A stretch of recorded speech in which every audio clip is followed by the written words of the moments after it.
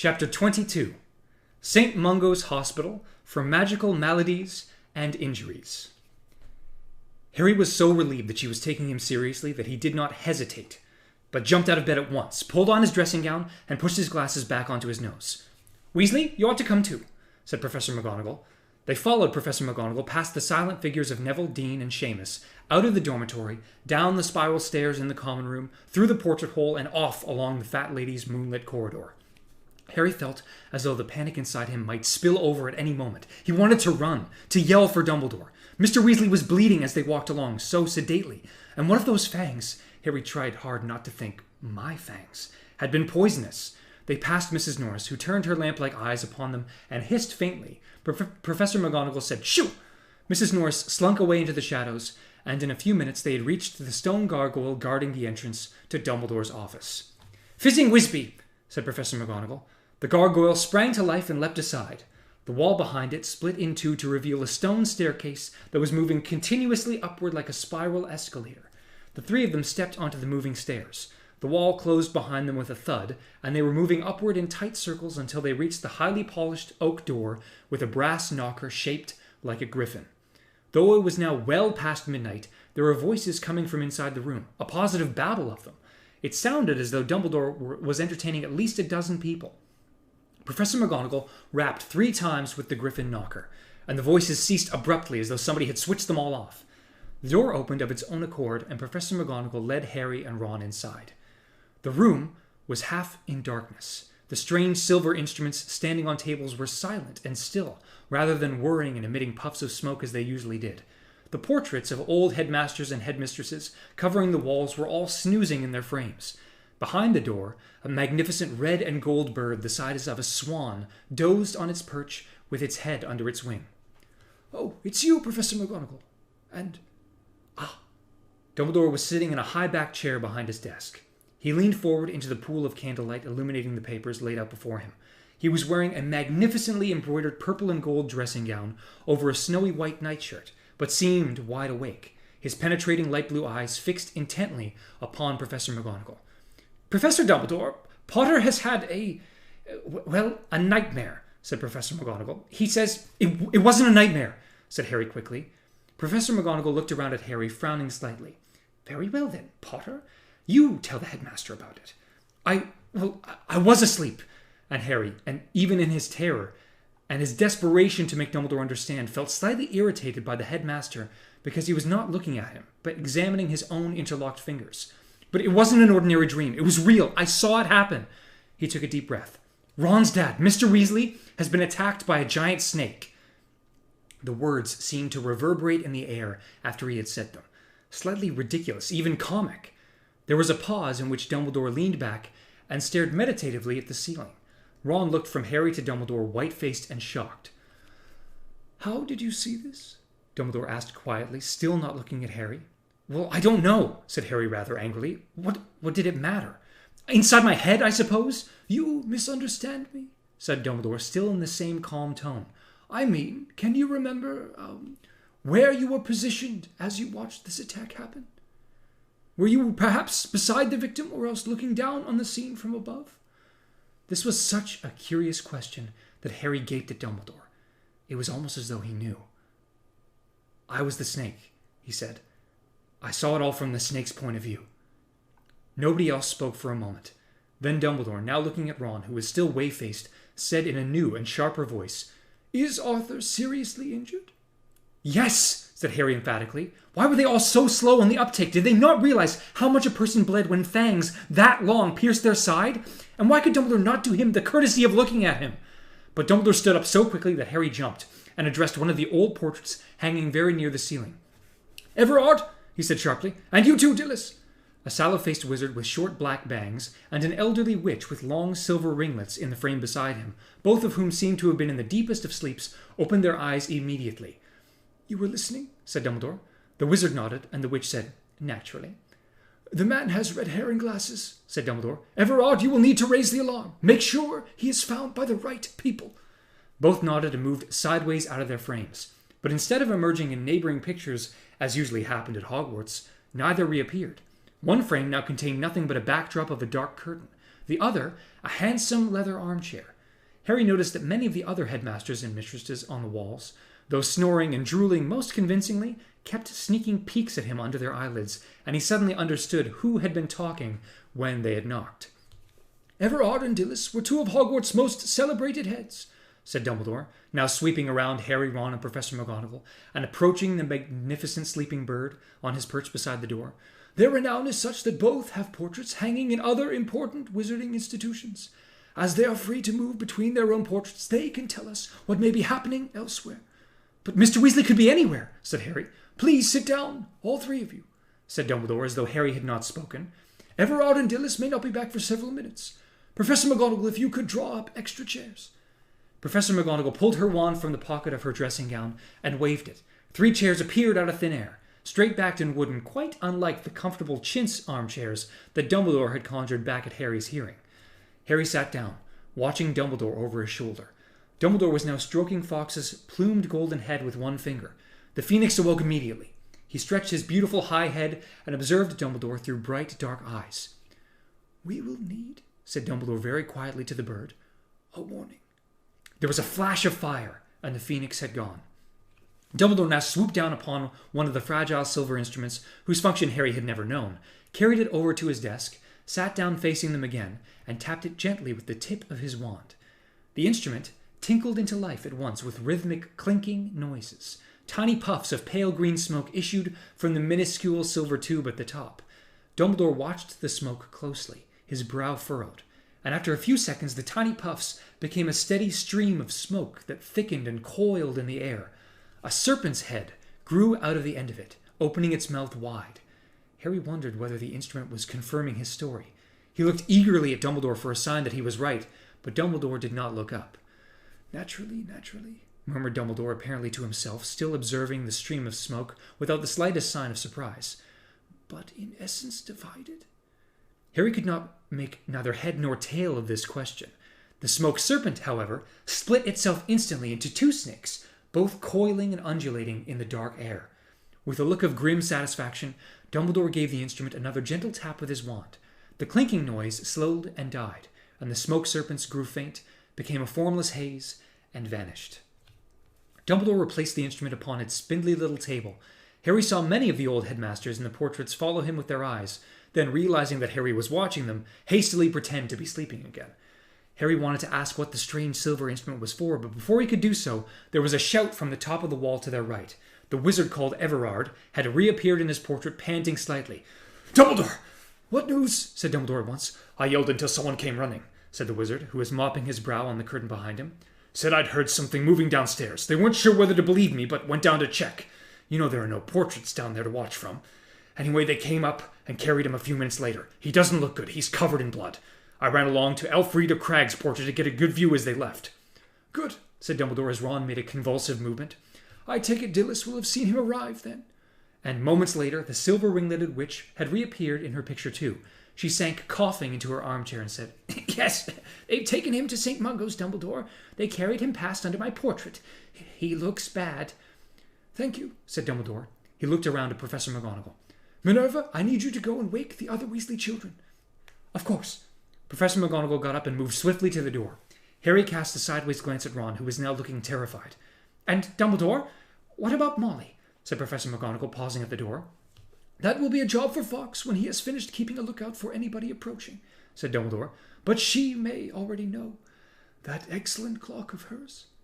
Harry knew Dumbledore was referring to the clock that told not the time, but the whereabouts and conditions of the various Weasley family members, and with a pang he thought that Mr. Weasley's hand must even now be pointing at mortal peril. But it was very late. Mrs. Weasley was probably asleep, not watching the clock, and he felt cold as he remembered Mrs. Weasley's Boggart turning into Mr. Weasley's lifeless body, his glasses askew, blood running down his face. But Mr. Weasley wasn't going to die. He couldn't. Dumbledore was now rummaging in a cupboard behind Harry and Ron.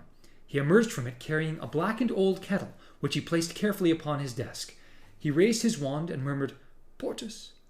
For a moment the kettle trembled, glowing with an odd blue light. Then it quivered to a rest, as solidly black as ever. Dumbledore marched over to another portrait, this time of a clever-looking wizard with a pointed beard who had been painted wearing the Slytherin colors of green and silver, and was apparently sleeping so deeply that he could not hear Dumbledore's voice when he attempted to rouse him. "Phineas! Phineas!" And now the subjects of the portraits lining the room were no longer pretending to be asleep. They were shifting around in their frames, the better to watch what was happening. When the clever-looking wizard continued to feign sleep, some of them shouted his name too. "Phineas! Phineas! Phineas!" He could not pretend any longer. He gave a theatrical jerk and opened his eyes wide. "Did someone call?" "I need you to visit your other portrait again, Phineas," said Dumbledore. "I've got another message." "Visit my other portrait," said Phineas in a reedy voice, giving a long fake yawn, his eyes traveling around the room and focusing upon Harry. "Oh no, Dumbledore, I am too tired tonight." Something about Phineas's voice was familiar to Harry. Where had he heard it before? But before he could think, the portraits on the surrounding walls broke into a storm of protest. "Insubordination, sir!" roared a corpulent red-nosed wizard, brandishing his fists. "Dereliction of duty! We are honor bound to give service to the present headmaster of Hogwarts!" cried a frail old-looking wizard, who Harry recognized as Dumbledore's predecessor, Armando Tippet. "Shame on you, Phineas!" "Shall I persuade him, Dumbledore?" called a gimlet-eyed witch, raising an unusually thick wand that looked not unlike a birch rod. "Oh, very well," said the wizard called Phineas, eyeing this wand slightly apprehensively. "Though he may well have destroyed my picture by now. He's done most of the family." "Sirius knows not to destroy your portrait," said Dumbledore, and Harry realized immediately where he had heard Phineas's voice before, issuing from the apparently empty frame in his bedroom in Grimmauld Place. "You are to give him the message that Arthur Weasley has been gravely injured, and that his wife, children, and Harry Potter will be arriving at his house shortly. Do you understand?"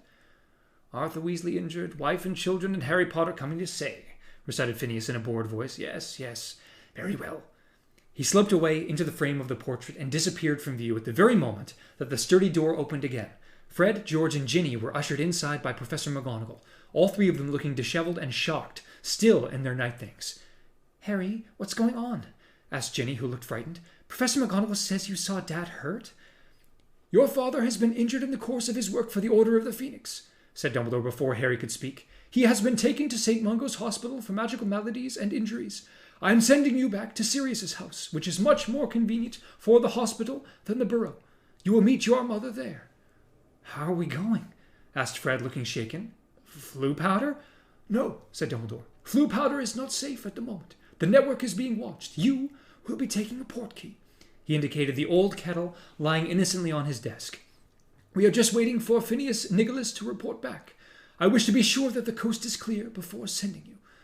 There was a flash of flame in the very middle of the office, leaving behind a single golden feather that floated gently to the floor. "It is Fawkes's warning," said Dumbledore, catching the feather as it fell. "She must know you're out of your beds. Minerva, go and head her off. Tell her any story." Professor McGonagall was gone in a swish of tartan. "He says he'll be delighted," said a bored voice behind Dumbledore. The wizard called Phineas had reappeared in front of his Slytherin banner.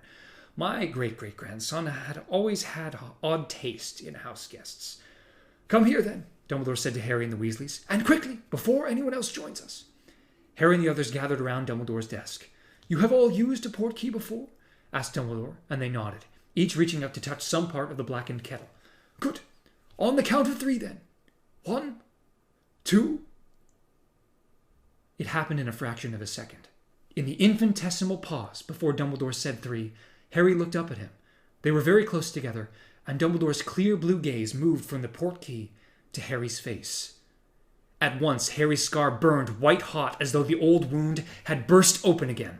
And then, unbidden, unwanted, but terrifyingly strong, there rose within Harry a hatred so powerful he felt for that instant that he would like nothing better than to strike, to bite, to sink his fangs into the man before him. 3! He felt a powerful jerk behind his navel, the ground vanishing from beneath his feet. His hand was glued to the kettle. He was banging into the others, all as they sped forward in a swirl of colors and a rush of wind, the kettle pulling them onward. And then his feet hit the ground so hard that his knees buckled. The kettle clattered to the ground, and somewhere close at hand, a voice said, "Back again, blood-traitor brats. Is it true their father's dying?" "Out!" roared a second voice. Harry scrambled to his feet and looked around. They had arrived in the gloomy basement kitchen of number 12, Grimmauld Place. The only sources of light were the fire and one guttering candle which illuminated the remains of a solitary supper. Kreacher, was disappearing through the door to the hall, looking back at them malevolently as he hitched up his loincloth. Sirius was hurrying toward them all, looking anxious. He was unshaven, and still in his day clothes. There was also a slightly mundungus-like whiff of stale drink about him. "What's going on?" he said, stretching out a hand to help Ginny up. "Phineas Nicholas said Arthur's been badly injured." "Ask Harry," said Fred. "Yeah, I want to hear this for myself," said George. The twins and Ginny were staring at him. Kreacher's footsteps had stopped on the stairs outside. "It was," Harry began. "This was even worse than telling McGonagall and Dumbledore. I had a kind of vision." And he told them all that he had seen, though he altered the story so that it sounded as though he had watched from the sidelines as the snake attacked, rather from behind the snake's own eyes. Ron, who was still very white, gave him a fleeting look, but did not speak. When Harry had finished, Fred, George, and Ginny continued to stare at him for a moment. Harry did not know whether he was imagining it or not, but he fancied there was something accusatory in their looks. Well, if they were going to blame him for just seeing the attack, he was glad he had not told them that he had been inside the snake at the time. "Is Mom here?" said Fred, turning to Sirius. "She probably doesn't even know that it's happened yet," said Sirius. "The important thing was to get you away before Umbridge could interfere. I expect Dumbledore's letting Molly know." "We've got to go to St. Mungo's," said Ginny urgently. She looked around at her brothers. They were, of course, still in their pajamas. "Sirius, can you lend us cloaks or anything?" "Hang on, you can't go tearing off to St. Mungo's," said Sirius. "Of course we can go to St. Mungo's if we want," said Fred with a mulish expression. "He's our dad." "And how are you going to explain how you knew Arthur was attacked before the hospital even let his wife know?"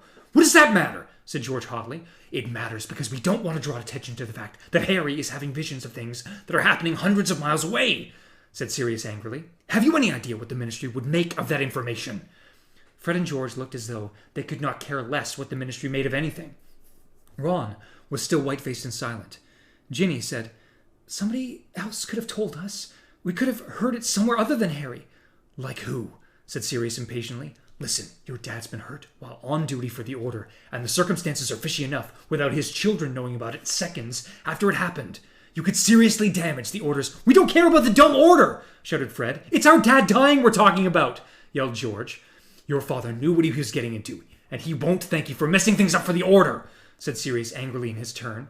"This is how it is. This is why you're not in the Order. You don't understand. There are things worth dying for." "Easy for you to say, stuck here," bellowed Fred. "I don't see you risking your neck." The little color remaining in Sirius's face drained from it. He looked for a moment as though he would quite like to hit Fred, but when he spoke, it was in a voice of determined calm. "I know it's hard, but we've all got to act as though we don't know anything yet. We've got to stay put, at least until we hear from your mother, all right?" Fred and George still looked mutinous. Ginny, however, took a few steps over to the nearest chair and sank into it. Harry looked at Ron, who made a funny movement somewhere between a nod and a shrug, and they sat down too. The twins glared at Sirius for another minute, then took seats on either side of Ginny. "That's right," said Sirius encouragingly. "Come on, let's all have a drink while we're waiting. Accio butterbeer." He raised his wand as he spoke, and half a dozen bottles came flying toward them out of the pantry, skidded along the table, scattering the debris of Sirius's meal, and stopped neatly in front of the six of them. They all drank, and for a while the only sounds were those of the crackling of the fire and the soft thud of their bottles on the table. Harry was only drinking to have something to do with his hands. His stomach was full of horrible, hot, bubbling guilt. They would not be here if it were not for him. They would all still be asleep in bed. And it was no good telling himself that by raising the alarm he had ensured that Mr. Weasley was found, because there was also the inescapable business of it being he who had attacked Mr. Weasley in the first place. "Don't be stupid. You haven't got fangs," he told himself, trying to keep calm, though the hand on his butterbeer bottle was shaking. "You were lying in bed. You weren't attacking anyone." But then, what just happened in Dumbledore's office? He asked himself. I felt like I wanted to attack Dumbledore, too. He put the bottle down on the table a little harder than he meant to, so that it slopped over onto the table. No one took any notice. Then a burst of fire in midair illuminated the dirty plates in front of them, and as they gave cries of shock, a scroll of parchment fell with a thud onto the table, accompanied by a single golden phoenix tail feather. "Fox," said Sirius at once, snatching up the parchment. "That's not Dumbledore's writing. It must be a message from your mother. Here." He thrust the letter into George's hand, who ripped it open and read aloud. "Dad is still alive. I'm setting up for St. Mungo's now. Stay where you are. I will send news as soon as I can. Mum." George looked around the table. "Still alive," he said slowly. "But that makes it sound..." He did not need to finish the sentence. It sounded to Harry, too, as though Mr. Weasley was hovering somewhere between life and death. Still exceptionally pale, Ron stared at the back of his mother's letter as though it might speak words of comfort to him. Fred pulled the parchment out of George's hands and read it for himself, then looked up at Harry, who felt his hand shaking on his butterbeer bottle again, and clenched it more tightly to stop the trembling. If Harry had ever sat through a longer night than this one, he could not remember it. Sirius suggested once that they all go to bed, but without any real conviction, and the Weasleys' look of disgust were answer enough. They mostly sat in silence around the table, watching the candle wick sinking lower and lower into the liquid wax, now and then raising bottles to their lips, speaking only to check the time, to wonder aloud what was happening, and to reassure one another that if there was any bad news, they would know straight away, for Mrs. Weasley must long since have arrived at St. Mungo's. Fred fell into a doze, his head sagging sideways onto his shoulder. Ginny was curled like a cat on her chair, but her eyes were open. Harry could see them reflecting the firelight. Ron was sitting with his head in his hands. Whether awake or asleep, it was impossible to tell. And he and Sirius looked at each other every so often, intruders upon the family grief. Waiting. And then, at 5:10 in the morning by Ron's watch, the kitchen door swung open and Mrs. Weasley entered the kitchen. She was extremely pale, but when they all turned to look at her, Fred, Ron, and Harry half rising from their chairs, she gave a wan smile. "He's going to be all right," she said, her voice weak with tiredness. "He's sleeping. We can all go and see him later. Bill's sitting with him now. He's going to take the morning off work." Fred fell back into his chair with his hands over his face. George and Ginny got up, walked swiftly over to their mother, and hugged her. Ron gave a very shaky laugh and downed the rest of his butterbeer in one. "Breakfast!" said Sirius loudly and joyfully, jumping to his feet. "Where's that accursed house elf? Creature! Creature!" But Creature did not answer the summons. "Oh, forget it then," muttered Sirius, counting the people in front of him. "So it's breakfast for, 7. Bacon and eggs, I think, and some tea, and toast." Harry hurried over to the stove to help. He did not want to intrude upon the Weasleys' happiness, and he dreaded the moment when Mrs. Weasley would ask him to recount his vision. However, he had barely taken plates from the dresser when Mrs. Weasley lifted them out of his hands and pulled him into a hug. "I don't know what would have happened if it hadn't been for you, Harry," she said in a muffled voice. "They might not have found Arthur for hours, and then it would have been too late. But thanks to you, he's alive, and Dumbledore's been able to think up a good cover story for Arthur being where he was. You've no idea what trouble he would have been otherwise. Look at poor Sturgis." Harry could hardly stand her gratitude. But fortunately, she soon released him to turn to Sirius and thank him for looking after her children through the night. Sirius said that he was very pleased to have been able to help and hoped they would all stay with him as long as Mr. Weasley was in hospital. "Oh, Sirius, I'm so grateful. They think he'll be there a little while, and it would be wonderful to be nearer. Of course, that might mean we're here for Christmas."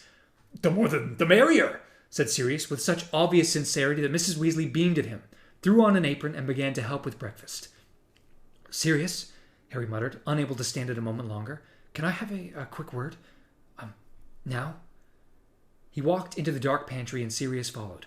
Without preamble, Harry told his godfather every detail of the vision he had had, including the fact that he himself had been the snake who had attacked Mr. Weasley.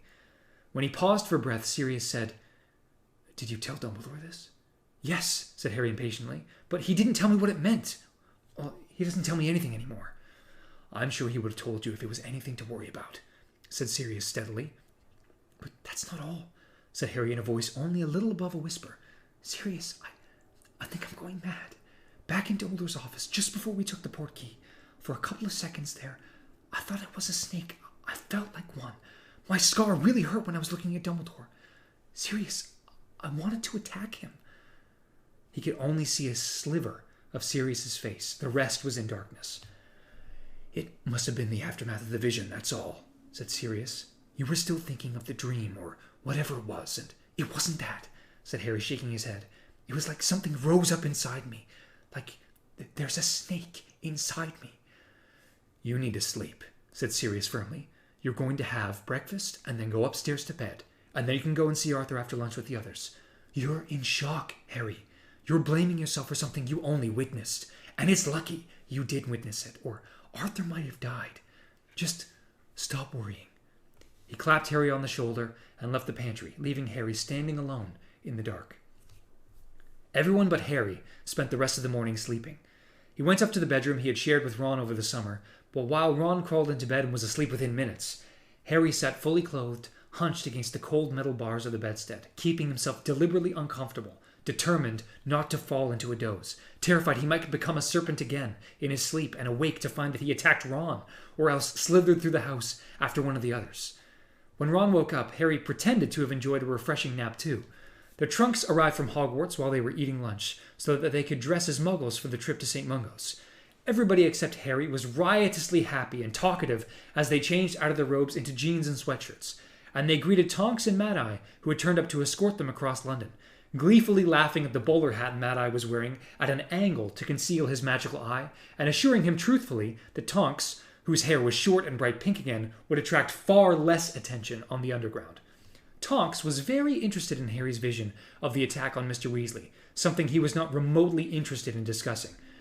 "There isn't any seer blood in your family, is there?" she inquired curiously as they sat side by side on a train rattling toward the heart of the city. "No," said Harry, thinking of Professor Trelawney and feeling insulted. "No," said Tonks musingly. "No, I suppose it's not really prophecy you're doing, is it? I mean, you're not seeing the future, you're seeing the present. It's odd, isn't it? Useful, though." Harry did not answer. Fortunately, they got out at the next stop, a station in the very heart of London, and in the bustle of leaving the train he was able to allow Fred and George to get between himself and Tonks, who was leading the way. They all followed her up the escalator, Moody clunking along at the back of the group, his bowler tilted low and one gnarled hand stuck in between the buttons of his coat, clutching his wand. Harry thought he sensed the concealed eye staring hard at him. Trying to deflect more questions about his dream, he asked Mad-Eye where St. Mungo's was hidden. "Not far from here," grunted Moody as they stepped out into the wintry air on a broad stone store-lined street packed with Christmas shoppers. He pushed Harry a little ahead of him and stumped along just behind. Harry knew the eye was rolling in all directions under the tilted hat. "Wasn't easy to find a good location for the hospital.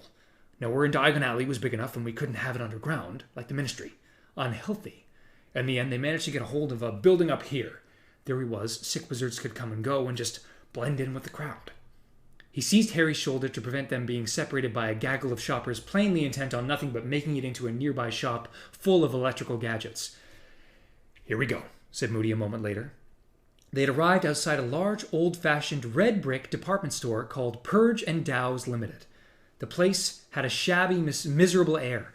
The window displays consisted of a few chipped dummies with their wigs askew, staying at random and modeling fashions at least 10 years out of date. Large signs on all the dusty doors read, "Closed for refurbishment." Harry distinctly heard a large woman laden with plastic shopping bags say to her friend as they passed, "It's never open, that place."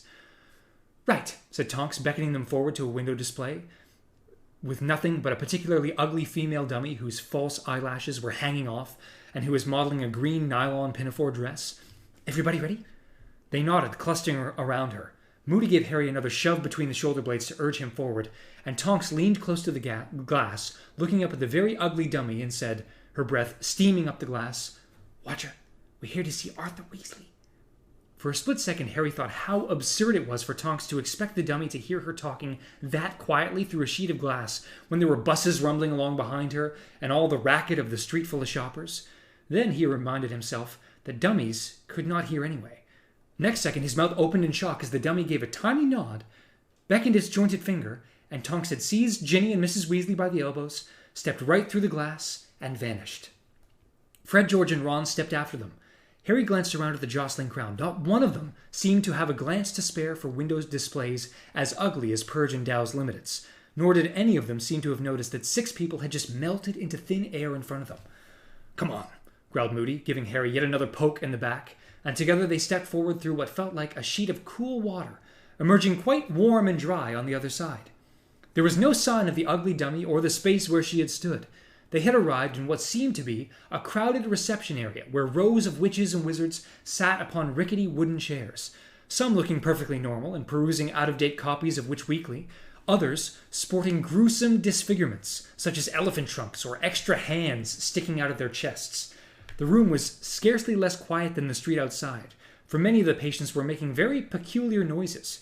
A sweaty-faced witch in the center of the front row, who was fanning herself vigorously with a copy of the Daily Prophet, kept letting off a high-pitched whistle as steam came pouring out of her mouth. And a grubby-looking warlock in the corner clanged like a bell every time he moved, and with each clang his head vibrated horribly, so that he had to seize himself by the ears and hold it steady. Witches and wizards in lime green robes were walking up and down the rows, asking questions and making notes on clipboards like umbrages. Harry noticed the emblem embroidered on the chests, a wand and bone, crossed. "Are they doctors?" he asked Ron quietly. "Doctors?" said Ron, looking startled. "Those muggle nutters that cut people up? Nah, they're healers." "Over here!" called Mrs. Weasley over the renewed clanging of the warlock in the corner, and they followed her to the queue in front of a plump blonde witch seated at a desk marked Inquiries. The wall behind her was covered in notices and posters saying things like, "A clean cauldron keeps potions from becoming poisons, and antidotes are antidon'ts, unless approved by a qualified healer." There was also a large portrait of a witch with long silver ringlets that was labeled Dilys Derwent, St. Mungo's healer, 1722 to 1741, headmistress of Hogwarts School of Witchcraft and Wizardry, 1741 to 1768. Dilys was eyeing the Weasley party as though counting them. When Harry caught her eye, she gave a tiny wink, walked sideways out of her portrait, and vanished. Meanwhile, at the front of the queue, a young wizard was performing an odd on-the-spot jig and trying, in between yelps of pain, to explain his predicament to the witch behind the desk. "It's these shoes my brother gave me. They're eating my feet. Look at them. There must be some kind of jinx on them, and I can't get them off." He hopped from one foot to the other as though dancing on hot coals. "The shoes don't prevent you reading, do they?" said the blonde witch irritably, pointing to a large sign at the left of her desk. "You want spell damage, 4th floor, just like it says on the floor guide. Next." The wizard hobbled and pranced sideways out of the way. The Weasley party moved forward a few steps, and Harry read the floor guide. Artifact accidents. Cauldron explosion, wand backfiring, broom crashes, ground floor. Creature-induced injuries, bites, stings, burns, embedded spines, etc., 1st floor. Magical bugs. Contagious maladies, example, dragonpox, vanishing sickness, scrofungulus, 2nd floor. Potion and plant poisoning, rashes, regurgitation, uncontrollable giggling, etc., 3rd floor. Spell damage, unliftable jinxes, hexes, and incorrectly applied charms, 4th floor. Visitors' tea room and hospital shop, 5th floor. If you are unsure where to go, incapable of normal speech, or unable to remember why you are here, our welcome witch will be pleased to help. A very old, stooped wizard with a hearing trumpet had shuffled to the front of the queue now. "I'm here to see Broderick Bode," he wheezed. "Ward 49, but I'm afraid you're wasting your time," said the witch dismissively. "He's completely addled, you know. Still thinks he's a teapot. Next!" A harassed-looking wizard who was holding his small daughter tightly by the ankle while she flapped around his head using the immensely large feathery wings that had sprouted right out of her back of her romper suit. "4th floor," said the witch in a bored voice without asking. And the man disappeared through the double doors beside the desk, holding his daughter like an oddly shaped balloon. "Next!" Mrs. Weasley moved forward to the desk. "Hello," she said. "My husband, Arthur Weasley, was supposed to be moved to a different ward this morning. Could you tell us?" "Arthur Weasley," said the witch, running her finger down a long list in front of her. "Yes, 1st floor, 2nd door on the right, Di Llewellyn ward." "Thank you," said Mrs. Weasley. "Come on, you lot." They followed through the double doors and along the narrow corridor beyond, which was lined with more portraits of famous healers and lit by crystal bubbles full of candles that floated up on the ceiling, looking like giant soapsuds. More witches and wizards in lime green robes walked in and out of the doors as they passed. A foul-smelling yellow gas wafted in the passageway as they passed one door, and every now and then they heard distant wailing. They climbed a flight of stairs and entered the creature-induced injuries corridor, where the 2nd door on the right bore the words, "Dangerous, Di Llewellyn ward, serious bites." Underneath this was a card in a brass holder on which had been handwritten, "Healer in charge, Hippocrates Smethwick, trainee healer, Augustus Pye." "We'll wait outside, Molly," Tonks said. "Arthur won't want too many visitors at once. It ought to just be family first." Mad-Eye growled his approval of this idea and set himself with his back against the corridor wall, his magical eye spinning in all directions. Harry drew back too, but Mrs. Weasley reached out a hand and pushed him through the door, saying, "Don't be silly, Harry. Arthur wants to thank you." The ward was small and rather dingy, as the only window was narrow and set high in the wall facing the door. Most of the light came from more shining crystal bubbles, clustered in the middle of the ceiling. The walls were of panelled oak, and there was a portrait of a rather vicious-looking wizard on the wall, captioned Urquhart Rackharrow, 1612 to 1697, inventor of the entrail expelling curse. There were only 3 patients. Mr. Weasley was occupying the bed at the far end of the ward, beside the tiny window. Harry was pleased and relieved to see that he was propped up on several pillows and reading the Daily Prophet by the solitary ray of sunlight falling onto his bed. He looked around as they walked toward him, and seeing whom it was, beamed. "Hello!" he called, throwing the Prophet aside. "Bill just left, Molly. Had to get back to work, but he says he'll drop in on you later." "How are you, Arthur?" asked Mrs. Weasley, bending down to kiss his cheek and looking anxiously into his face. "You're still looking a bit peaky." "I feel absolutely fine," said Mr. Weasley brightly, holding out his good arm to give Ginny a hug. "If only they could take the bandages off, I'd be fit to go home." "Why can't they take them off, Dad?" asked Fred. "Well, I start bleeding like mad every time they try," said Mr. Weasley cheerfully, reaching across for his wand, which lay on his bedside cabinet, and waving it so that 6 extra chairs appeared at his bedside to seat them all. "It seems there was some rather unusual kind of poison in that snake's fangs that keep the wounds open. They're sure they'll find an antidote, though. They say they've had much worse cases than mine. And in the meantime, I just have to keep taking a blood-replenishing potion every hour. But that fellow over there," he said, dropping his voice and nodding toward the bed opposite, in which a man lay looking green and sickly and staring at the ceiling. "Bitten by a werewolf. Poor chap. No cure at all." "A werewolf?" whispered Mrs. Weasley, looking alarmed. "Is he safe in a public ward? Shouldn't he be in a private room?" "It's 2 weeks till the full moon," Mr. Weasley reminded her quietly. "They've been talking to him this morning, the healers, you know, trying to persuade him he'll be able to lead an almost normal life. I said to him, you didn't mention any names, of course, but I said I knew a werewolf personally. Very nice man, who finds the condition quite easy to manage." "What did he say?" asked George. "Said he'd give me another bite if I didn't shut up," said Mr. Weasley sadly. "And that woman over there," he indicated the only other occupied bed, which was right beside the door, "won't tell the healers what bit her, which makes us all think it must have been something she was handling illegally. Whatever it was took a real chunk out of her leg. Very nasty smell when they take off the dressings." "So you going to tell us what happened, Dad?" asked Fred, pulling his chair closer to the bed. "Well, you already know, don't you?" said Mr. Weasley with a significant smile at Harry. "It's very simple. I'd had a very long day, dozed off, got sneaked up on, and bitten." "Is it in the Prophet you've been attacked?" asked Fred, indicating the newspaper Mr. Weasley had cast aside. No, of course not," said Mr. Weasley with a slightly bitter smile. "The Ministry wouldn't want everyone to know. A dirty great serpent got—" "Arthur," said Mrs. Weasley warningly. "Got me," Mr. Weasley said hastily, though Harry was quite sure that was not what he had meant to say.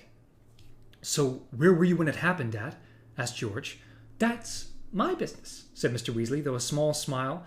He snatched up the Daily Prophet, shook it open again, and said, "I was just reading about Willie Wittersham's arrest when you arrived. You know, Willie turned out to be behind those regurgitating toilets last summer. One of his jinxes backfired, the toilet exploded, and they found him lying unconscious in the wreckage, covered from head to foot in—" "When you say you were on duty," Fred interrupted in a low voice, "what were you doing?" "You hurt your father," whispered Mrs. Weasley. "We are not discussing this here. Go on about Willie Wittersham's, Arthur." "Well, don't ask me how, but he actually got off on the toilet charge," said Mr. Weasley grimly. "I can only suppose gold changed hands." "You were guarding it, weren't you?" said George quietly. "The weapon, the thing you know who's after." "George, be quiet!" snapped Mrs. Weasley. "Anyway," said Mr. Weasley in a raised voice, "this time Willie's been caught selling biting doorknobs to muggles, and I don't think he'll be able to worm his way out of it because, according to this article, 2 muggles have lost fingers and are now in St. Mungo's for emergency bone regrowth and memory modification. Just think of it! Muggles in St. Mungo's! I wonder which ward they're in." And he looked eagerly around as though hoping to see a signpost. "Didn't you say you know who's got a snake, Harry?" asked Fred, looking at his father for a reaction. "A massive one? You saw it the night he returned, didn't you?" "That's enough," said Mrs. Weasley crossly. "Mad-Eye and Tonks are outside, Arthur. They want to come and see you. And you lot can wait outside," she added to her children and Harry. "You can come and say goodbye afterward. Go on." They trooped back into the corridor. Mad-Eye and Tonks went in and closed the door of the ward behind them.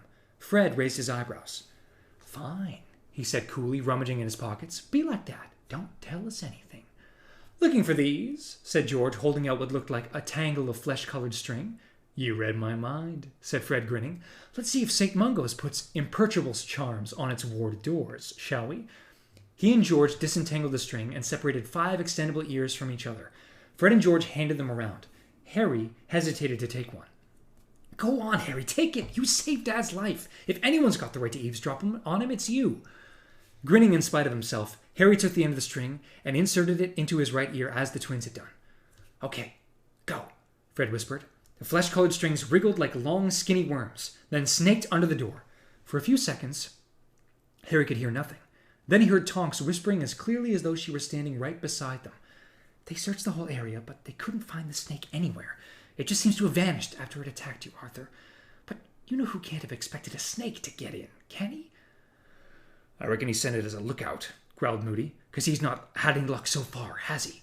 No, I reckon he's trying to get a clearer picture of what he's facing, and if Arthur hadn't been there, the beast would have had much more time to look around. So Potter says he saw it all happen. Yes, said Mrs. Weasley. She sounded rather uneasy. You know, Dumbledore seems almost to have been waiting for Harry to see something like this. Yeah, well, said Moody. There's something funny about the Potter kid. We all know that. Dumbledore seemed worried about Harry when I spoke to him this morning, whispered Mrs. Weasley. Course he's worried, growled Moody. The boy's seeing things from inside you-know-who's snake. Obviously Potter doesn't realize what that means, but if you-know-who's possessing him... Harry pulled the extendable ear out of his own, his heart hammering very fast and heat rushing up his face. He looked around at the others. They were all staring at him, the strings still trailing from their ears, looking suddenly fearful. Chapter 23. Christmas on the Closed Ward. Was this why Dumbledore would no longer meet Harry's eyes? Did he expect to see Voldemort staring out of them, afraid, perhaps, that their vivid green might certainly turn to scarlet, with cat-like slits for pupils? Harry remembered how the snake-like face of Voldemort had once forced itself out of the back of Professor Quirrell's head, and he ran his hand over the back of his own, wondering what it would feel like if Voldemort burst out of his skull. He felt dirty, contaminated, as though he were carrying some deadly germ, unworthy to sit on the underground train back from the hospital with innocent, clean people whose minds and bodies were free of the taint of Voldemort. He had not merely seen the snake, he had been the snake. He knew it now. And then a truly terrible thought occurred to him, a memory bobbing to the surface of his mind, one that made his insides writhe and squirm like serpents. What's he after apart from followers? Stuff he can only get by stealth, like a weapon, something he didn't have last time. I'm the weapon, Harry thought, and it was as though poison were pumping through his veins, chilling him, bringing him out in a sweat as he swayed with the train through the dark tunnel. I'm the one Voldemort's trying to use. That's why they've got guards around me everywhere I go. It's not for my protection. It's for other people's. Only it's not working. They can't have someone on me all the time at Hogwarts. I did attack Mr. Weasley last night. It was me. Voldemort made me do it, and he could be inside me, listening to my thoughts right now. Are you all right, Harry, dear? Whispered Mrs. Weasley, leaning across Ginny to speak to him as the train rattled along through its dark tunnel. You don't look very well. Are you feeling sick? They were all watching him. He shook his head violently and stared up at an advertisement for home insurance. Harry, dear, are you sure you're all right? Said Mrs. Weasley in a worried voice as they walked around the unkept patch of grass in the middle of Grimmauld Place. You look ever so pale. Are you sure you slept this morning? You go upstairs to bed right now, and you can have a couple hours sleep before dinner, all right? He nodded. Here was a ready-made excuse not to talk to any of the others, which was precisely what he wanted. So when she opened the front door, he proceeded straight past the troll's leg umbrella stand and up the stairs and hurried into his and Ron's bedroom. Here he began to pace up and down, past the two beds and Phineas Nighellus's empty portrait, his brain teeming and seething with questions and ever more dreadful ideas. How had he become the snake? Perhaps he was an animagus? No, he couldn't be. He would know. Perhaps Voldemort was an animagus? Yes, thought Harry, that would fit. He would turn into a snake, of course, and when he's possessing me, then we both transform. That still doesn't explain how come I got to London and back in my bed in the space of about 5 minutes, though. But then, Voldemort's about the most powerful wizard in the world, apart from Dumbledore. It's probably no problem at all for him to transport people like that. And then, with a terrible stab of panic, he thought, but this is insane. If Voldemort's possessing me, I'm giving him a clear view into the headquarters of the Order of the Phoenix right now. He'll know who's in the Order and where Sirius is, and I've heard loads of stuff I shouldn't have. Everything Sirius told me the first night I was here. There was only one thing for it. He would have to leave Grimmauld Place straight away. He would spend Christmas at Hogwarts without the others, which would keep them safe over the holidays at least. But no, that wouldn't do. There were still plenty of people at Hogwarts to maim and injure. What if it was Seamus, Dean, or Neville next time? He stopped his pacing and stood staring at Phineas Nigellus' empty frame. A leaden sensation was settling in the pit of his stomach. He had no alternative. He was going to have to return to Privet Drive, cut himself off from other wizards entirely. Well, if he had to do it, he thought, there was no point hanging around. Trying with all his might not to think how the Dursleys were going to react when they found him on their doorstep 6 months earlier than they had expected, he strode over to his trunk, slammed the lid shut, and locked it, then glanced around automatically for Hedwig before remembering that she was still at Hogwarts. Well, her cage would be one less thing to carry. He seized one end of his trunk and had dragged it halfway toward the door when a sneaky voice said, "Running away, are we?" He looked around. Phineas Nigellus had appeared upon the canvas of his portrait and was leaning against the frame watching Harry with an amused expression on his face. "Not running away, no," said Harry shortly, dragging his trunk a few more feet across the room. "I thought," said Phineas Nigellus, stroking his pointed beard, "that to belong in Gryffindor House you were supposed to be brave. It looks to me as though you would have been better off in my own house. We Slytherins are brave, yes, but not stupid. For instance, given the choice, we will always choose to save our own necks." "It's not my own neck I'm saving," said Harry tersely, tugging the trunk over a patch of particularly uneven, moth-eaten carpet right in front of the door. "Oh, I see," said Phineas Nigellus, stroking his beard. "This is no cowardly flight. You are being noble." Harry ignored him. His hand was on the doorknob when Phineas Nigellus said lazily, "I have a message for you from Albus Dumbledore." Harry spun around. "What is it?" "Stay where you are." "I haven't moved," said Harry, his hand still upon the doorknob. "So what's the message?" "I've just given it to you, dolt," said Phineas Nigellus smoothly. "Dumbledore says, stay where you are." "Why?" said Harry eagerly, dropping the end of his trunk. "Why does he want me to stay? What else did he say?" "Nothing whatsoever," said Phineas Nigellus, raising a thin black eyebrow as though he found Harry impertinent.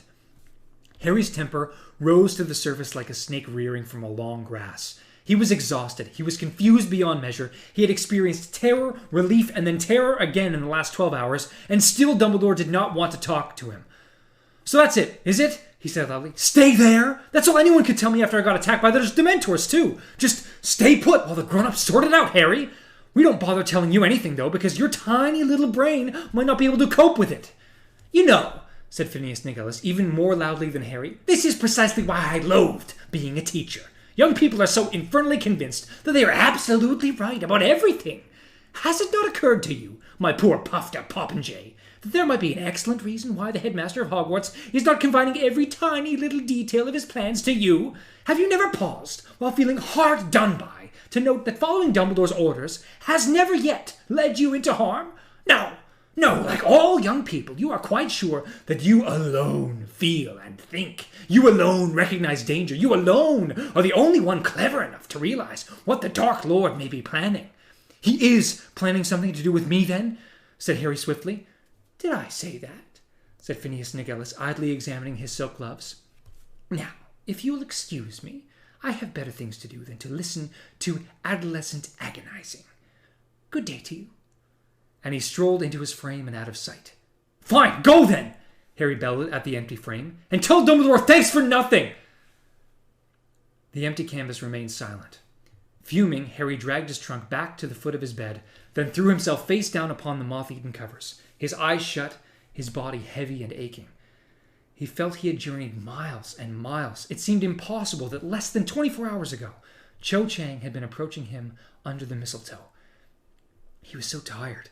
He was scared to sleep, yet he did not know how long he could fight it. Dumbledore had told him to stay. That must mean he was allowed to sleep, but he was scared. What if it happened again? He was sinking into shadows. It was as though a film in his head had been waiting to start. He was walking down a deserted corridor toward a plain black door, past rough stone walls, torches, and an open doorway onto a flight of stone steps leading downstairs on the left. He reached the black door, but could not open it. He stood gazing at it, desperate for entry. Something he wanted with all his heart lay beyond, a prize beyond his dreams. If only his scar would stop prickling, then he would be able to think more clearly. "Harry," said Ron's voice from far, far away. "Mom says dinner's ready, but she'll save you something if you want to stay in bed." Harry opened his eyes, but Ron had already left the room. He doesn't want to be on his own with me, Harry thought, not after what he heard Moody say. He supposed none of them would want him there anymore, now that they knew what was inside him. He would not go down to dinner. He would not inflict his company upon them. He turned over onto his other side, and after a while, dropped back off to sleep, waking much later in the early hours of the morning, with his insides aching with hunger, and Ron snoring in the next bed. Squinting around the room, he saw the dark outline of Phineas Nigellus standing again in his portrait, and it occurred to Harry that Dumbledore had probably set Phineas Nigellus to watch over him in case he attacked somebody else. The feeling of being unclean intensified.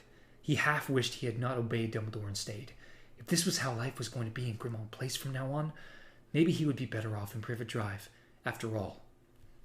Everybody else spent the following morning putting up Christmas decorations.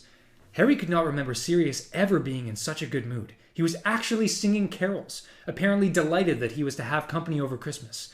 Harry could hear his voice echoing up through the floor in the cold and empty drawing room where he was sitting alone, watching the sky outside the windows growing whiter, threatening snow, all the time feeling a savage pleasure that he was giving the others the opportunity to keep talking about him, as they were bound to be doing. When he heard Mrs. Weasley calling his name softly up the stairs around lunchtime, he retreated farther upstairs and ignored her. It was around 6 o'clock in the evening that the doorbell rang, and Mrs. Black started screaming again. Assuming that Mundungus or some other order member had come to call, Harry merely settled himself more comfortably against the back wall of Buckbeak, the hippogriff's room where he was hiding, trying to ignore how hungry he felt as he fed Buckbeak dead rats. It came as a slight shock when somebody hammered hard on the door a few minutes later. "I know you're in there," said Hermione's voice. "Will you please come out? I want to talk to you." "What are you doing here?" Harry asked her, pulling open the door, as Buckbeak resumed his scratching at the straw-strewn floor for any fragments of rat he may have dropped. "I thought you were skiing with your mum and dad." "Well, to tell you the truth, skiing's not really my thing," said Hermione. "So I've come for Christmas." There was snow in her hair and her face was pink with cold. "But don't tell Ron that. I told him it's really good because he kept laughing so much. Anyway, Mum and Dad are a bit disappointed, but I've told them that everybody who's serious about exams is staying at Hogwarts to study. They want me to do well. They understand. Anyway," she said briskly, "let's go to your bedroom. Ron's mum lit a fire in there, and she sent up some sandwiches." Harry followed her back to the second floor. When he entered the bedroom, he was rather surprised to see Ron and Ginny waiting for them sitting on Ron's bed. "I came on the night bus," said Hermione airily, pulling off her jacket before Harry had time to speak. "Dumbledore told me what had happened first thing this morning, but I had to wait for term to end officially before setting off. Umbridge is absolutely livid that you lot disappeared right under her nose, even though Dumbledore told her Mr. Weasley was in St. Mungo's and he'd given you all permission to visit. So," she sat down next to Ginny, and the two girls and Ron looked up at Harry. "How are you feeling?" asked Hermione. "Fine," said Harry stiffly. "Oh, don't lie, Harry," she said impatiently. "Ron and Ginny say you've been hiding from everyone since you got back from St. Mungo's." "They do they?" said Harry, glaring at Ron and Ginny. Ron looked down at his feet, but Ginny seemed quite unabashed. "Well, you have, and you won't look at any of us." "It's you lot who won't look at me," said Harry angrily. "Maybe you're taking it in turns to look and keep missing each other," suggested Hermione, the corners of her mouth twitching. "Very funny," snapped Harry, turning away. "Oh, stop feeling all misunderstood," said Hermione sharply. "Look, the others have told me what you overheard last night on the extendable ears." "Yeah?" growled Harry, his hands deep in his pockets as he watched the snow falling thickly outside. "All been talking about me, have you? Well, I'm getting used to it." "We wanted to talk to you, Harry," said Ginny, "but as you've been hiding ever since we got back." "I didn't want anyone talking to me," said Harry, who was feeling more and more nettled. "Well, that was a bit stupid of you," said Ginny angrily, "seeing as you don't know anyone but me who's been possessed by you-know-who, and I can tell you how it feels." Harry remained quite still as the impact of those words hit him. Then he turned on the spot to face her. "I forgot," he said. "Lucky you," said Ginny coolly. "I'm sorry," Harry said, and he meant it. So do you think I'm being possessed then?" "Well, can you remember everything you've been doing?" Ginny asked. "Are there big blank periods where you don't know what you've been up to?" Harry racked his brains. "No," he said. "Then you-know-who hasn't ever possessed you," said Ginny simply. "When he did it to me, I couldn't remember what I'd been doing for hours at a time. I find myself somewhere and not know how I got there." Harry hardly dared believe her, yet his heart was lightening almost in spite of himself. That dream I had about your dad and the snake, though. Harry, you've had those dreams before, Hermione said. You had flashes of what Voldemort was up to last year. This was different, said Harry, shaking his head. I was inside that snake. It was like I was the snake. What if Voldemort somehow transported me to London? One day, said Hermione, sounding thoroughly exasperated, you'll read Hogwarts a History, and perhaps that will remind you that you can't apparate or disapparate inside Hogwarts. Even Voldemort couldn't just make you fly out of your dormitory, Harry. You didn't leave your bed, mate, said Ron. I saw you thrashing around in your sleep about a minute before we could wake you up. Harry started pacing up and down the room again, thinking. What they were all saying was not only comforting, it made sense. Without really thinking, he took a sandwich from the plate on the bed and crammed it hungrily into his mouth. I'm not the weapon after all, thought Harry. His heart swelled with happiness and relief, and he felt like joining in as they heard Sirius tramping past their door toward Buckbeak's room singing, God rest ye merry hippogriffs, at the top of his voice. How could he have dreamed of returning to Privet Drive for Christmas? Sirius's delight at having the house full again, and especially at having Harry back, was infectious. He was no longer their sullen host of the summer. Now he seemed determined that everyone should enjoy themselves as much, if not more, than they would have done at Hogwarts. And he worked tirelessly in the run-up to Christmas Day, cleaning and decorating with their help, so that by the time they all went to bed on Christmas Eve, the house was barely recognizable. The tarnished chandeliers were no longer hung with cobwebs, but with garlands of holly and gold and silver streamers.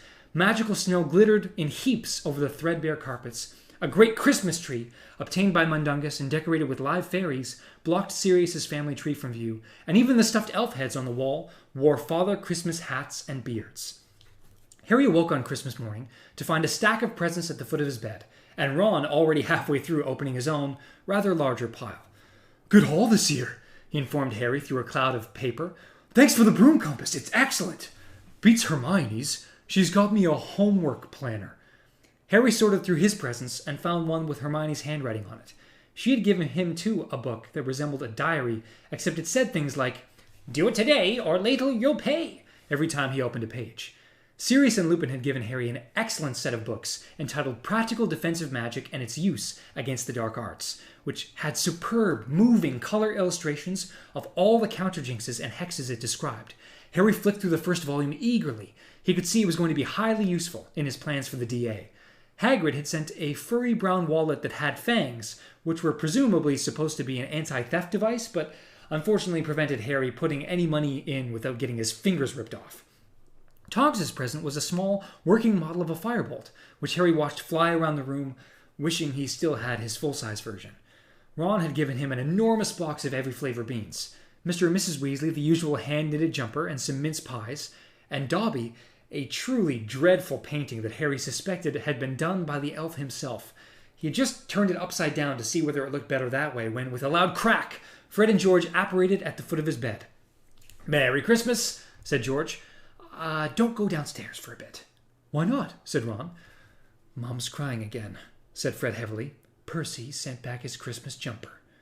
"Without a note," added George. "Hasn't asked how Dad is, or visited him, or anything." "We tried to comfort her," said Fred, moving around the bed to look at Harry's portrait. "Told her Percy's nothing more than a humongous pile of rat droppings."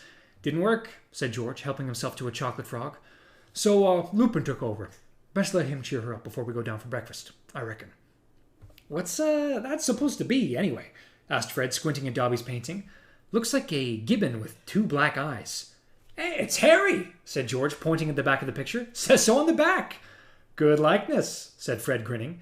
Harry threw his new homework diary at him. It hit the wall opposite and fell to the floor, where it said happily, "If you dotted the I's and crossed the T's, then you may do whatever you please." They got up and dressed. They could hear various inhabitants of the house calling Merry Christmas to each other. On their way downstairs, they met Hermione. "Thanks for the book, Harry," she said happily. "I've been wanting that new theory of numerology for ages. And that perfume is really unusual, Ron." "No problem," said Ron. "Who's that for, anyway?" he added, nodding at the neatly wrapped present she was carrying. "Creature," said Hermione brightly. "It better not be clothes," said Ron warningly. "You know what Sirius said. Creature knows too much. We can't set him free." "It isn't clothes," said Hermione. "Although if I had my way, I'd certainly give him something to wear other than that filthy old rag.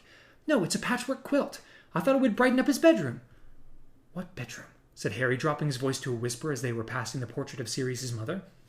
"Well, Sirius says it's not so much a bedroom, more a kind of den. said Hermione. "Apparently he sleeps under the boiler in that cupboard off the kitchen." Mrs. Weasley was the only person in the basement when they arrived there. She was standing at the stove and sounded as though she had a bad head cold when she wished them Merry Christmas, and they all averted their eyes. "So this is Kreacher's bedroom?" said Ron, strolling over to a dingy door in the corner opposite the pantry, which Harry had never seen open. "Yes," said Hermione, now sounding a little nervous. I think we'd better knock." Ron rapped the door with his knuckles, but there was no reply. "He must be sneaking around upstairs," he said without further ado, and pulled the door open. "Oh!" Harry peered inside. Most of the cupboard was taken up with a very large and old-fashioned boiler, but in the foot space underneath the pipes, Kreacher had made himself something that looked like a nest. A jumbled assortment of rags and smelly old blankets were piled on the floor, and the small dent in the middle of it showed where Kreacher curled up to sleep every night. Here and there among the material were stale bread crusts and moldy old bits of cheese. In a far corner glinted small objects and coins that Harry guessed Kreacher had saved, magpie-like, from Sirius's purge of the house, and he had also managed to retrieve the silver-framed family photographs that Sirius had thrown away over the summer. Their glass might be shattered, but still the little black and white people inside them peered haughtily up at him, including, he felt a little jolt in his stomach, the dark, heavily lidded woman whose trial he had witnessed in Dumbledore's Pensieve, Bellatrix Lestrange. By the looks of it, hers was Kreacher's favorite photograph. He had placed it to the fore of all the others and had mended the glass clumsily with spellotape. "I think I'll just leave his present here," said Hermione, laying the package neatly in the middle of the depression in the rags and blankets and closing the door quietly. "He'll find it later. That'll be fine." "Come to think of it," said Sirius, emerging from the pantry carrying a large turkey as they closed the cupboard door. "Has anyone actually seen Kreacher lately?" "I haven't seen him since the night we came back here," said Harry. "You were ordering him out of the kitchen." "Yeah," said Sirius, frowning. I think that's the last time I saw him, too. He must be hiding upstairs somewhere." "He couldn't have left, could he?" said Harry. "I mean, when you said out, maybe he thought you meant get out of the house?" No. House elves can't leave unless they're given clothes. They're tied to their family's house," said Sirius. "Well, they can leave the house if they really want to," Harry contradicted him. "Dobby did. He left the Malfoys to give me warnings 2 years ago. He had to punish himself afterward, but he still managed it." Sirius looked slightly disconcerted for a moment, then said, I'll look for him later. I expect I'll find him upstairs crying his eyes out over my mother's old bloomers or something. Of course, he might have crawled up into the airing cupboard and died, but mustn't get my hopes up." Fred, George, and Ron laughed. Hermione, however, looked reproachful. Once they had had their Christmas lunch, the Weasleys and Harry and Hermione were planning to pay Mr. Weasley another visit, escorted by Mad-Eye and Lupin. Mundungus turned up in time for the Christmas pudding and trifle, having managed to borrow a car for the occasion, as the Underground did not run on Christmas Day. The car, which Harry doubted very much had been taken with the knowledge or consent of its owner, had had a similar enlarging spell put upon it as the Weasleys' old Ford Anglia. Although normally proportioned outside, 10 people with Mundungus driving were able to fit into it quite comfortably. Mrs. Weasley hesitated at the point of getting inside.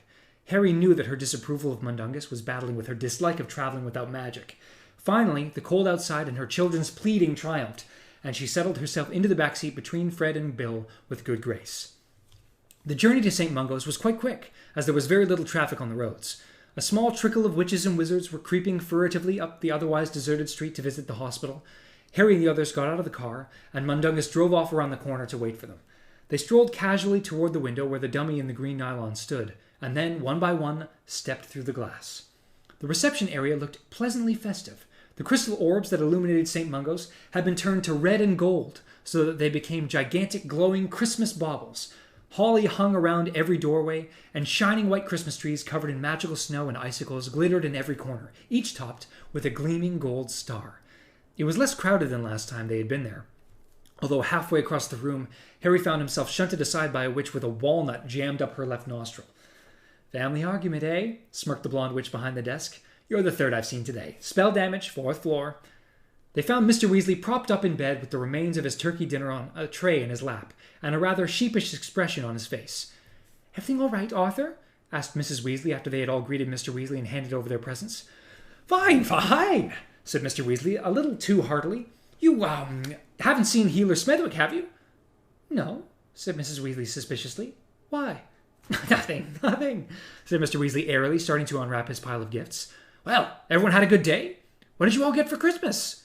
"Oh, Harry, this is absolutely wonderful!"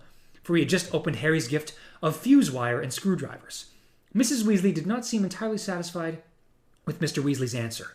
As her husband leaned over to shake Harry's hand, she peered at the bandaging under his nightshirt. "Arthur," she said with a snap in her voice like a mousetrap, "you've had your bandages changed."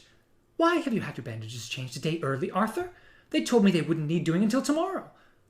"What?" said Mr. Weasley, looking rather frightened and pulling the bed covers higher up his chest. No, it's nothing. It's I.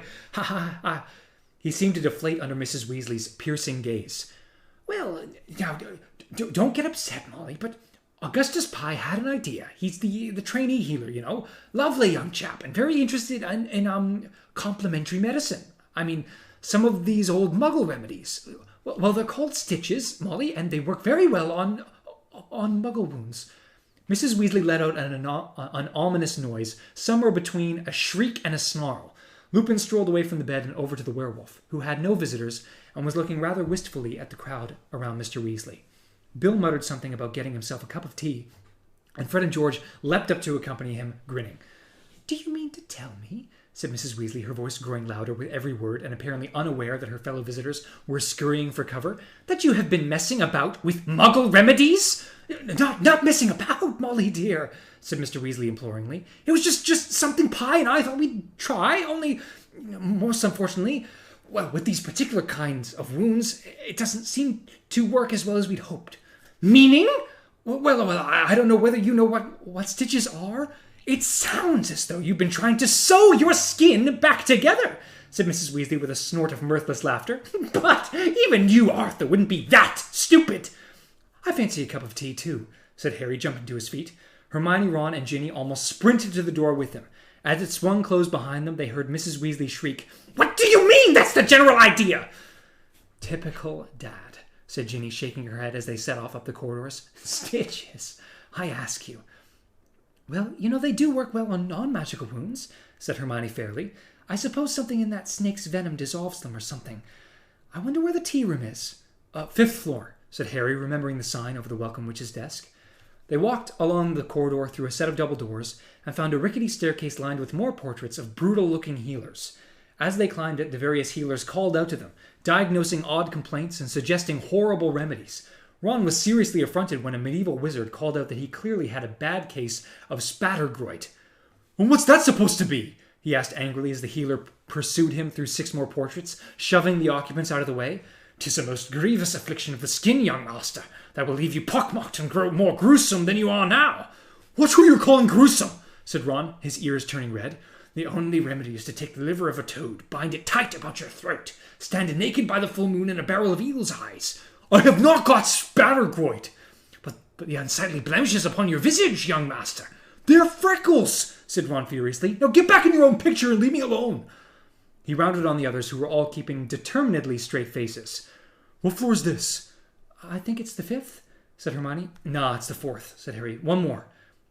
But as he stepped onto the landing, he came to an abrupt halt, staring at the small window set into the double doors that marked the start of a corridor signposted "Spell Damage." A man was peering out at them all, with his nose pressed against the glass. He had wavy blonde hair, bright blue eyes, and a broad, vacant smile that revealed dazzlingly white teeth. "Blimey," said Ron, also staring at the man. "Oh my goodness," said Hermione suddenly, sounding breathless. "Professor Lockhart." Their ex-Defense Against the Dark Arts teacher pushed open the doors and moved toward them, wearing a long lilac dressing gown.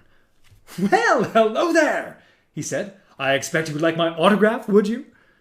"Hasn't changed much, has he?" Harry muttered to Ginny, who grinned.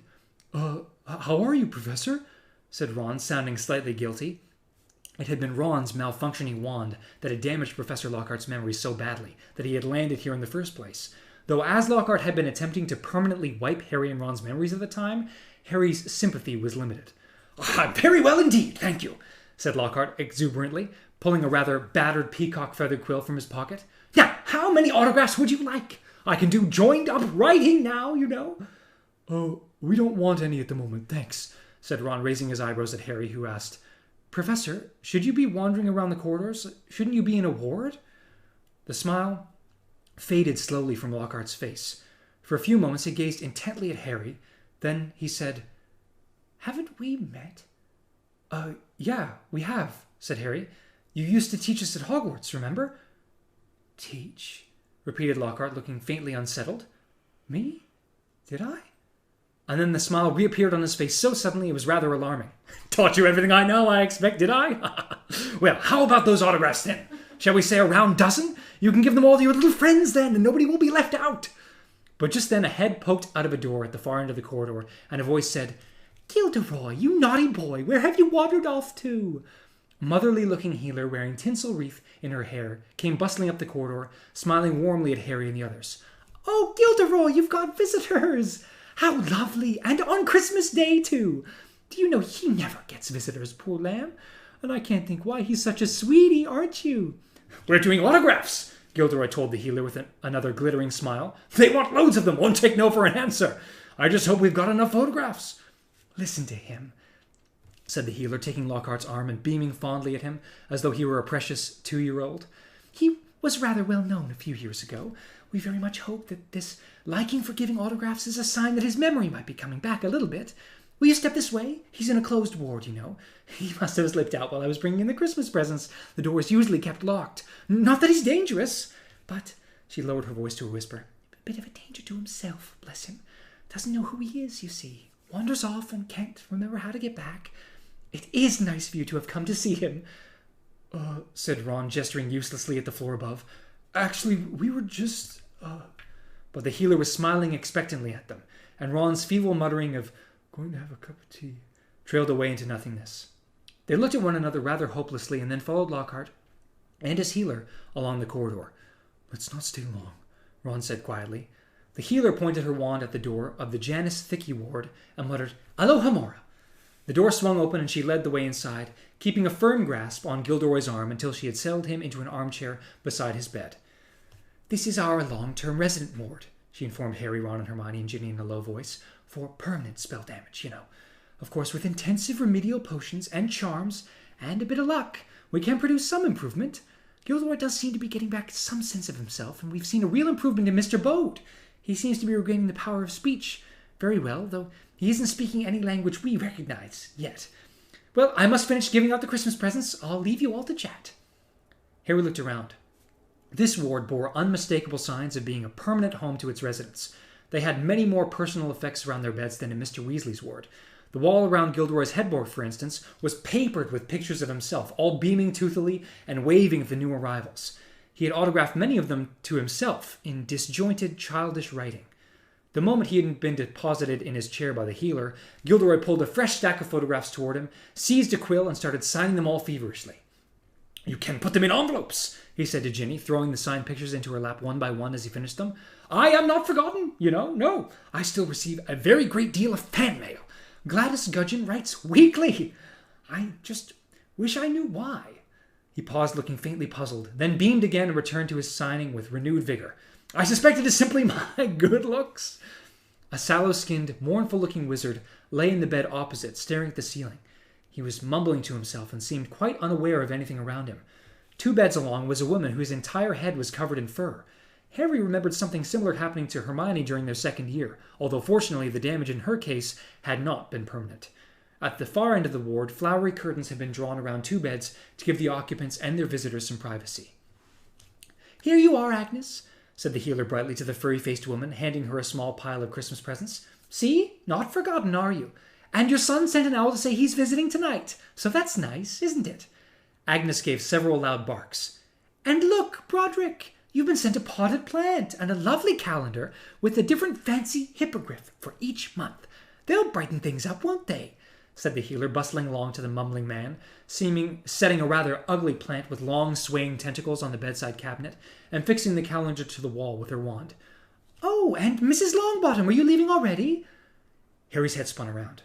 The curtains had been drawn back from the 2 beds at the end of the ward, and 2 visitors were walking back down the aisle between the beds.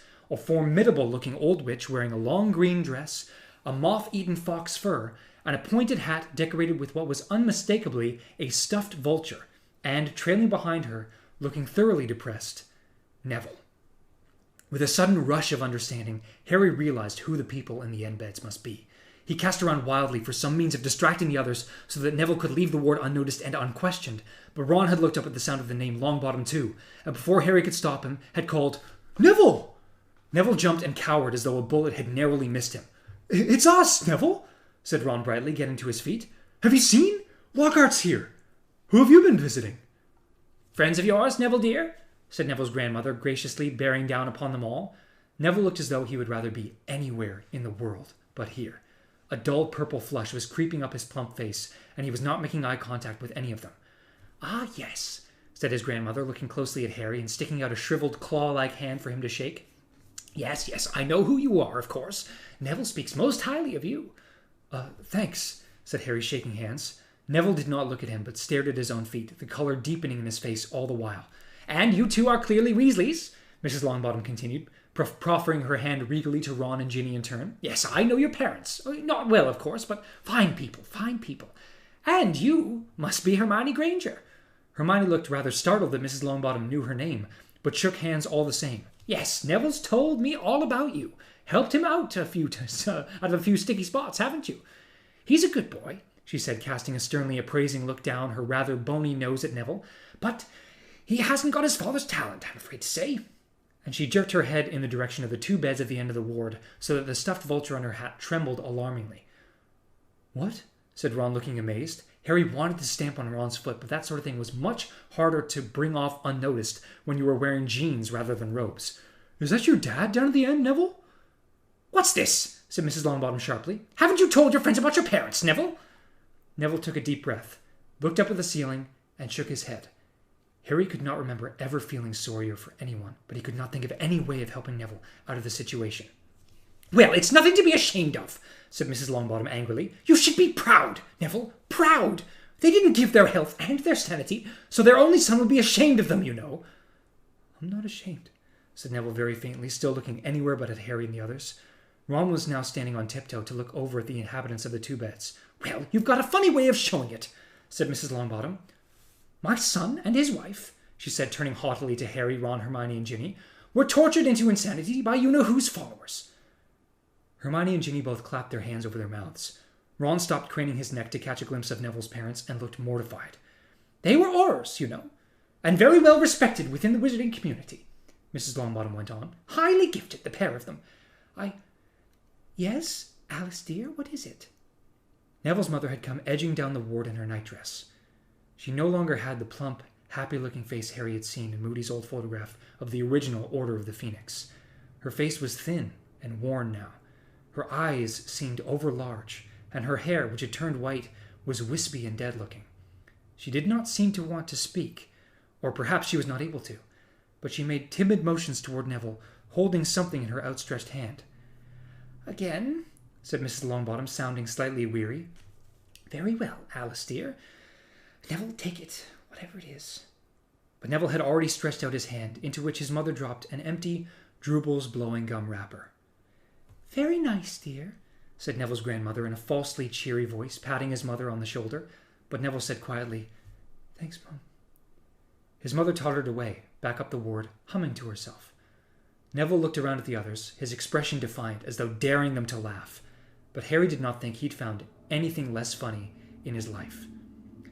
"Well, we'd better get back," sighed Mrs. Longbottom, drawing on long green gloves. "Very nice to have met you all. Neville, put that wrapper in the bin. She must have given you enough of them to paper your bedroom by now." But as they left, Harry was sure he saw Neville slip the wrapper into his pocket. The door closed behind them. "I never knew," said Hermione, who looked tearful. "Nor did I," said Ron rather hoarsely. "Nor me," whispered Ginny. They all looked at Harry. "I did," he said glumly. "Dumbledore told me, but I promised I wouldn't mention it.